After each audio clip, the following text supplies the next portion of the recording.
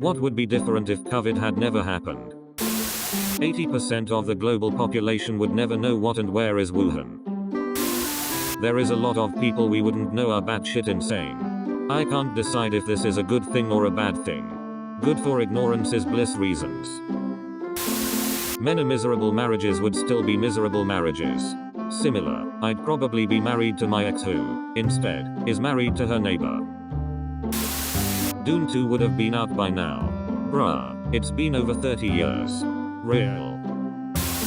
I'd probably still be working at a job I hated. I'd probably still be working at a job I loved. Hygiene practices. Increased awareness of hygiene practices, such as hand washing and sanitizing, would not have been as widespread in a COVID-free world. I can't believe how many people were not washing their hands after touching everything in public. I can't believe how many people still aren't. Some people learned nothing, unfortunately. Introverts wouldn't have gotten bliss at having an excuse to stay home. I'd probably never would have gotten sober. Good for you, man. I'm proud of you.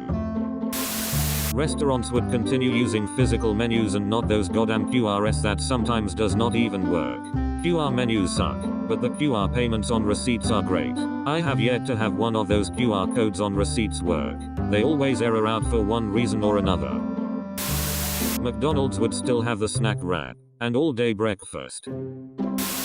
We might not have ever found out that an astounding number of adults act like toddlers when they don't get their way, and that a large percentage of the population lacks even basic knowledge of science. The mask came off in so many ways, or basic knowledge of how their own government works.